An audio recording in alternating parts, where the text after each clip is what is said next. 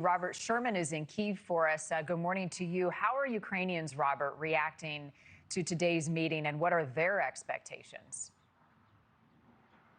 Well, here we go again, Marty. Once more, the Ukrainian president will be in Washington, D.C. at the White House. But in terms of the feeling on the ground here in Ukraine, still, even carrying over from that Friday summit in Alaska, there is low optimism that anything tangible is going to come out of these discussions. And people here are preparing for the possibility of the war continuing on here, for fear that a capitulation to Russia could be something that's on the table. That's a large part of the reason that you see all of these European leaders joining Ukrainian President Volodymyr Zelenskyy. You look at this list here that includes the NATO Secretary General, the European Commission President, the heads of state for Italy, Germany, France, just to name a few here, as they vow to stand by Ukraine and ensure that they don't simply give in to Russia's demands. Take a listen.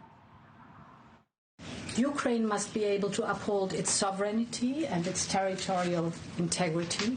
As long as the bloodshed in Ukraine continues, Europe will maintain diplomatic and, in particular, economic pressure on Russia.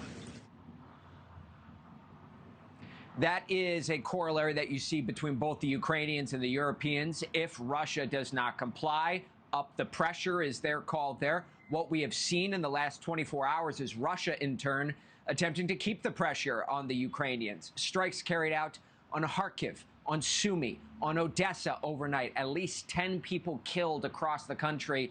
This is a big part of the reason that people on the ground here, Marnie, don't have a lot of optimism, because they hear Russia saying things like they would like to move towards peace and have dialogue prevail. But on the other hand, they see strikes carried out on civilian sites, children being injured or killed in these overnight strikes.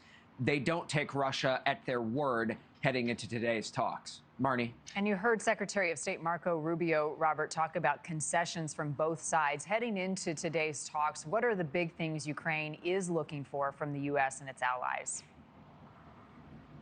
Well, this goes in a multitude of different directions here. You're going to hear a lot of conversations about territorial swaps, but really what this boils down to is security guarantees. Let's take a look at the Donbass region for a second.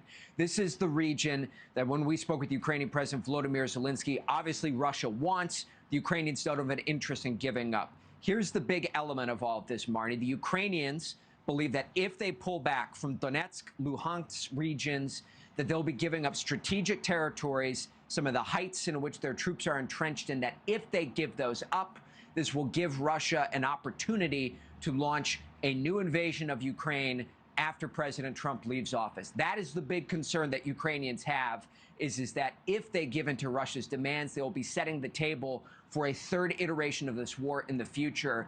That's why the number one focus you see coming from Ukrainians, security guarantees, whether that's from Europe, whether that's from NATO, or even more directly from the United States. We know the Ukrainian delegation will be seeking those today.